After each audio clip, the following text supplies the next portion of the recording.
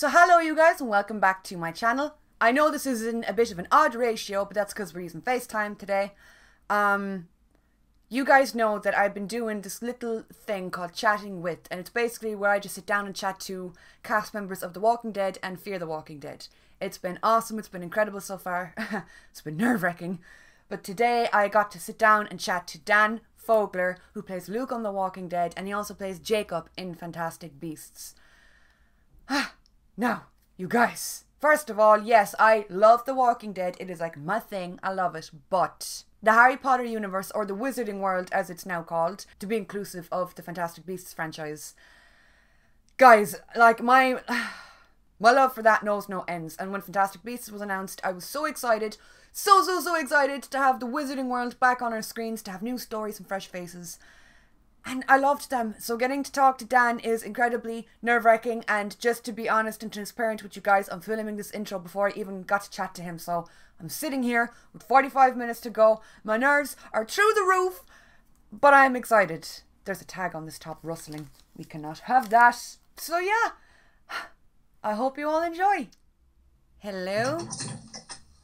Hey, you did it. We got through. Can you see and hear me okay? I can. I just want to say thank you so much for agreeing to sit down and chat, or I guess walk and chat. It's awesome and it means the absolute world to me. If you have any difficulty with the accent, just let me know, because I'll slow down or repeat, because I know the accent's quite thick and it is a bit annoying, so don't be shy at all about asking to repeat. Okie dokie. Yeah. Perfect. So, we'll start off with Luke. Bit of a latecomer, popping up in season 9, coming in with Magna's group. With the show that's so established and has such a big fan base and a big following, what was it like for you joining, trying to kind of find your groove, find your pacing, and figure your character out? I coming off of Fantastic Beasts, which is like a really big, studio, building all the sets and, building New York and everything. And then coming to the show where essentially it's like a Western. It's like the total opposite. Everything's outside and the weather is the character. And, it's all dusty and we get to ride horses and stuff. And so I was really excited. There is, just like coming on for Fantastic Beasts, where we're coming in the middle of a franchise and you're stepping into really big shoes and you really want to please the audience. It's a similar thing where you come on to a show that's in the 9th season and you're just like, man, I just don't want to mess anything up. I just want to see if I can blend in. And so there's some nerves, The thing about Luke, I think that so many people like, and even like you'd mentioned Fantastic Beasts, and I will get to that in a little bit, because I'm not saying that I'm a big Wizarding World fan or anything, but I kind of am a little bit of a nut job. But we'll get to that in a bit. Luke, as a character, he has this kind of innocence and humanity to him that we haven't really seen that much with other characters in the way that he shows it. Like, we saw it when his Stradivarius was broken. We saw it with his flirting with Jules. We saw it with his instant willingness to trust Virgil. He has these kind of characteristics that not a lot of other people have. And do you think that that is a good thing? Or that it could be a hindrance, maybe? Yeah, what's nice about Luke is that he is clinging to humanity and clinging to, like, the old ways. And he's hoping that someday things will go back to normal or semi-normal, and he'll be able to teach music class again, and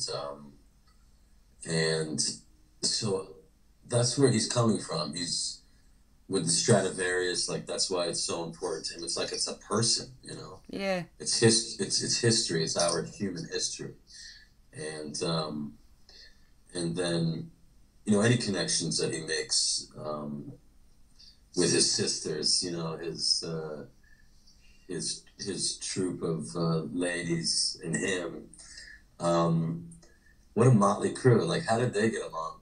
And it's because he's in touch with his feminine side. That's basically what it is. I don't think he could have survived without that. But I think that's what makes him so likable, that, like you said, Yeah. he's not afraid to be in touch with that side of him instead of being all, Yeah. like, as great as action is, you know, with the kind of manly man, eating rocks, killing walkers, all that stuff. It's great. But like that, Luke has he's kept the side of him that you don't even really see in modern day, like, nowadays. And it is just, it's so refreshing to see. But, I mean, knowing what we know now, what we've kind of gone through in the show now, do you think that if we were to go back, that Luke and the group would still make the same decisions that they made, and that they would join our group, and that they would get caught up in the Whisperer War and everything that entailed?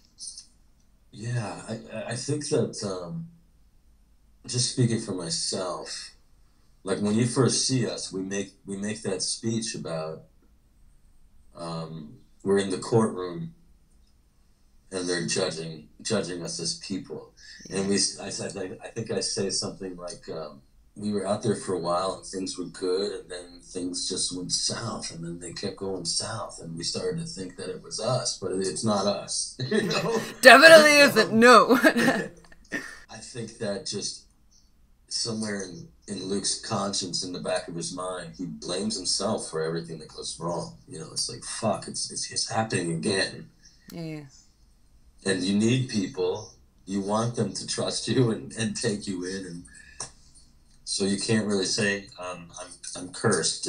You know what I mean? I'm gonna shun myself. I'm gonna go live a life alone. I don't need no one.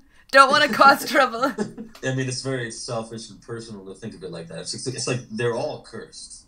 Yeah. It's like they're in the apocalypse. Like, that's the best it's gonna get.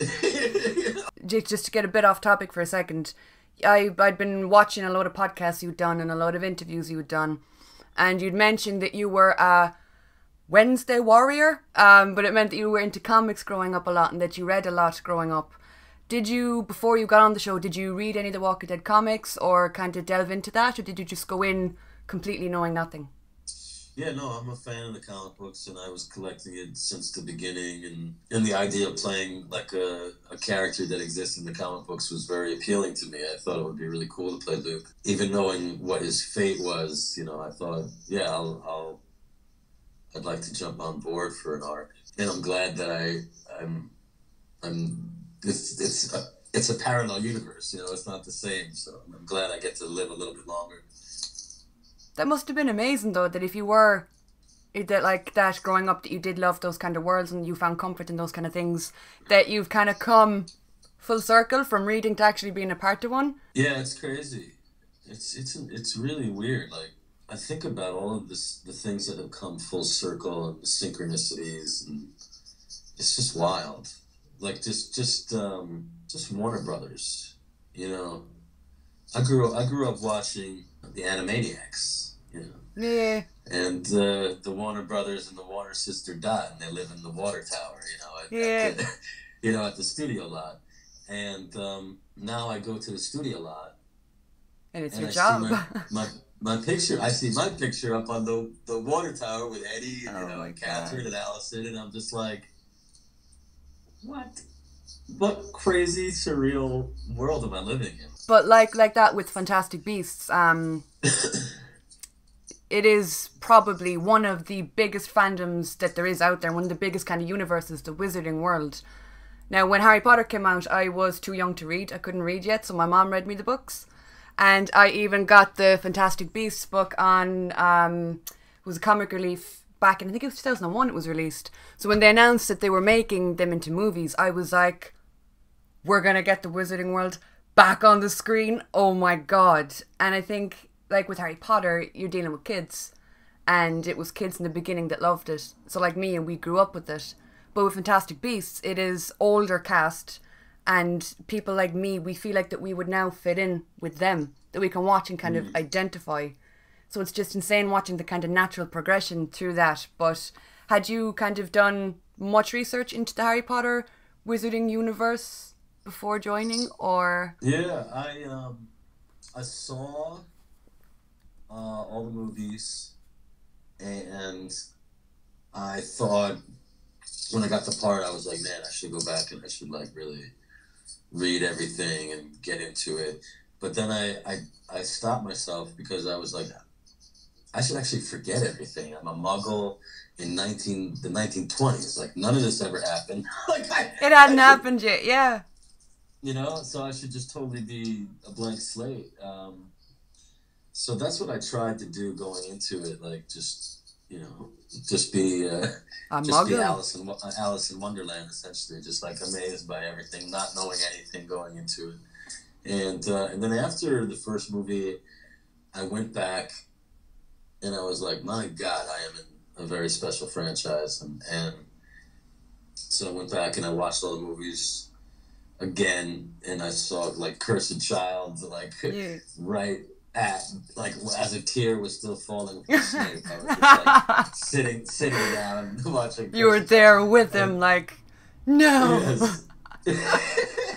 And then now we're reading all the books with my daughter, and so that's really special. I'm glad I saved it for that, because you get to do all the characters and you know and hear it through her see it again through her eyes.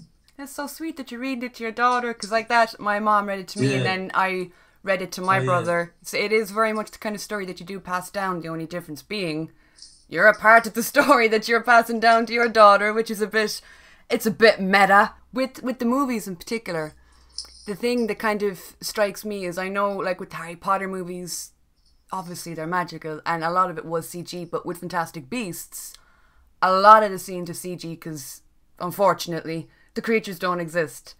But when you're shooting, you do kind of, I imagine that you do have to play a lot of make-believe and just go with the flow. But what scene do you remember being the wildest to shoot, that when you'd seen it done and completed, it clicked, oh, that's what I was doing that day? Okay.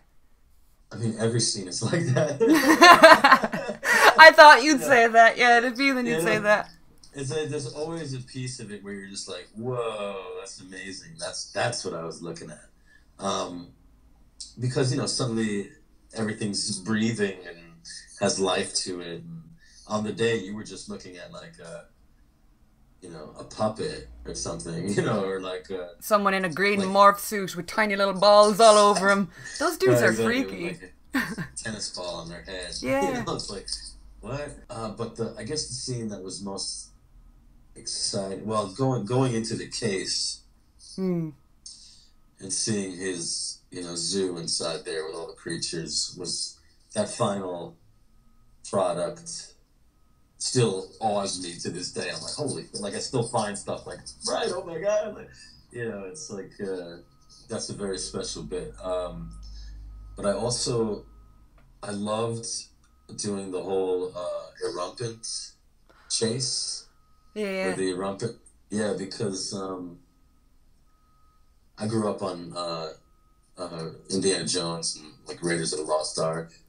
And so it was cold, and I'm like running through like the water. It was like freezing and so sloshy and gnarly. And like we were doing night shoots, but I was like such a happy camper, because in my mind I was Indiana. I was Indiana running from the boulder, like So I was very happy. Yes, and then seeing the Erumpent. Just that whole sequence where Eddie is trying to seduce the Erumpent. Oh my God, man, yes. And then he gets a whiff of me, and then she gets a whiff of me, and the Erumpent starts running after me. Like, my God, that was great to see the final flow of that. I mean, it wasn't a boulder, but it was maybe on par, or at least half a step up. That was an unreal scene. And it's funny that you say that one, because my mom, she'd never seen the Fantastic Beasts movies. So I told her I was going to be doing this, and I was like, Mom, sit down. You got to watch this with me. Sit down. You have to see it.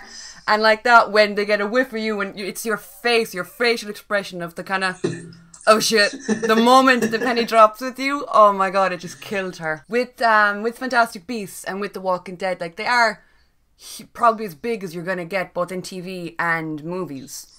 But you've done other roles too in the past. How do you keep a character separate and stop them from kind of bleeding into each other? So, like, how would you get into character and differentiate them? Well, they're all like different shades of me, essentially. And some characters are, less, like I feel like Luke is like probably the most metrosexual character I've ever played. Like he's like still wearing like a blazer in the apocalypse. He's dashing. He's got style. Let him live. He's bitching. Exactly.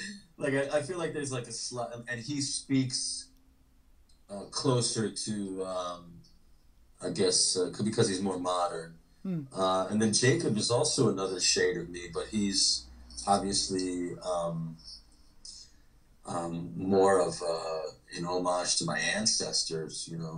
Like literally, like my great grandfather like was a baker, and he like literally had a bakery on on the Lower East Side, and Oh my God. like, so I'm like, yeah, it's weird. Like I'm very much. I feel like, oh, I know this character from the day one. I was like, oh, it's in my blood already. Like You had that connection, like. And then other characters, it's different. Like I always say like, oh yeah, that would have been me if this went wrong in my life, or that would have been me if this went right in my life, or I guess the furthest part I ever played, no one's really seen yet. It hasn't really been on the screen. Like I did a lot of stuff on stage and stuff like that. But my work that's out there now are just really different shades of me, and that's what you have. People in this business, they pigeonhole you, and then you have to struggle to show more of yourself. To get out of that box that you've kind of been put in. Yeah, so I'm doing that now, and with each role, I try to stretch out of it a little bit further. Like even inside the Jacob role, it's really great to play things that have sequels, and you get to continue the arc of the character. So, like with Jacob, I get to, I'm like sidekick, but also romantic, hero and clown, and so I get to play all these different shades, which is fantastic. And with Jacob, in the third movie coming up, you're gonna see that this whole business with the wizards, it's taking a toll on him. Yeah, I'd say so. The poor dude is just a muggle. He was thrown into this world. He adapted so bloody well. He just rolls with everything. He's just told you're here now, and he goes, okay. Yeah, I think that's like just the soldier in him. He just takes orders. But things are getting more serious, and I mean, he's definitely still a gregarious soul, and got the biggest heart in the world. But it's he's getting a little worn down by it. And that's really great to play. It's really fun to play. It's even more fun, someone who's just like, here we go again. Ah, shit, we're back again. All right, what's the deal now? With characters like that, like you said, when they have a natural progression, you do get to kind of explore different arcs and different possibilities. But with Fantastic Beasts and the direction that it's going in, it is going in a darker direction than, say, Fantastic Beasts and Where to Find Them. So getting to see kind of different sides and getting to see the mood change and everything change, oh man, I can't wait. And if they hurt Jacob, I don't know who they are, but if they do, so help me God, I'll lose my reason. It'll be all bets off. You've done so many different kind of projects, and like you mentioned, you've done stage work, you've done voice acting, you've done comics, you do podcasts. They're all similar but very different processes. What kind of things do you like to lean more towards that kind of nourishes you? I really like acting. That's like obviously the main focus. I love doing the podcast thing because and I love doing interviews, like interviewing people on my podcast because I find it interesting, just genuinely having conversations with people and learning more about them. I find it fascinating, and I think that I just like I miss doing stand-up comedy. So the podcast is a chance for me to try out, material and stuff, and Yeah. do rants about society, and, so I like doing that a lot. And I guess I really enjoy doing the comic books. Like I grew up reading comic books. I still collect comic books. I just love creating something and just like putting it out there, sitting back and like looking at the art and just like seeing how it influences people. And I don't know, I just love creating things. I also like sculpting. Like that was also something, sculpting and editing and all these things that go hand in hand. When you're finding a character, you're honing down, you're chiseling away. It's all a very similar process to sculpting, and that was the same thing. I used to like to make a sculpture and like just sit back and kind of just look at it and be like, I did that. That's my baby. Yeah. I made that. Exactly.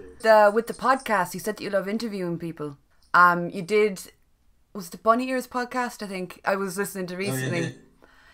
The absolute candidness and the just honesty it's something you don't see. You just don't see that a lot anymore. Everything is so polished and perfect and censored. Yeah, man. You don't, and that's something that really comes across with you. You do seem just like a no bullshit, down to earth, which sees what you get. I've been doing these kind of little interviews for I think about a year now, and you get a whole lot of no's or a whole lot of some days or whatever, but it's great to get to talk to people and get to see the person behind the actor. And I said it recently to somebody as well, that I'm sure you get that too, that you have actors and musicians or whatnot that you do love and you do look up to. But at the end of the day, it's so easy to forget as a viewer that they're just people. But with social media, like with Twitter, Facebook, and the rise of like, kind of instant feedback and like that podcasts, live streams and whatnot, do you think that it changes both how you would go about something creatively, and do you think it changes how people receive media, they receive movies or music or whatever it may be, because there is that instant, you can put your thought out into the world? Yeah, it's there's a lot of the whole thing. I think that there's obviously the whole yin yang of it. Like there's like it's really amazing. A lot of the people that I like my comic book, and some of the movies that I've written, I found a guy named James Zappi on Twitter. It's like we just were like, he made some comment one day, and I was like, oh, I like what this guy is coming from. And next thing you know, we're writing movies together and we're writing comic books together. So that's the beautiful thing about it. And I've never met him. But You've never met? No, I know what he looks like, but I he lives out in, I think he's in Kansas, but we've written some of the greatest stuff together, and so that's what's really. And someday we'll meet and we'll celebrate, and it'll be really cool, and we'll win an Oscar together or something. But I mean, it would be an incredible story, right? So that's the beautiful aspect of it. And then, then there's a lot of shady stuff. There's a lot of people out there that use it as a shield, that hide behind it, that have, they have no, they it's like, they take a shot at Twitter and then they have no courage, Yeah. And then it's like, and then they just, say horrible things, and then there's no consequences. And it just seems like it's very, I don't know, it's a bit of a minefield. It's like, I try to not give a shit. I try to speak my mind and trust my, my moral barometer, and trust that I'm not going to say anything that's going to be too crazy.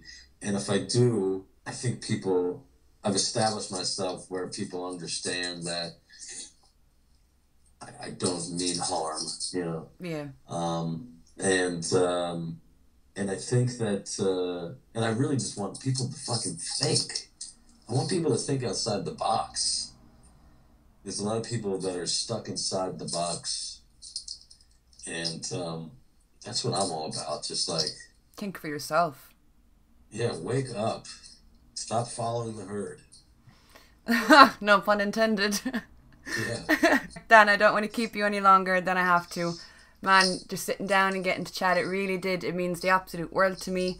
I'm sure my viewers are going to go absolutely fucking apeshit once I post this, because I haven't told anyone about it yet. But man, I really appreciate it. Honest to God, thank you so much.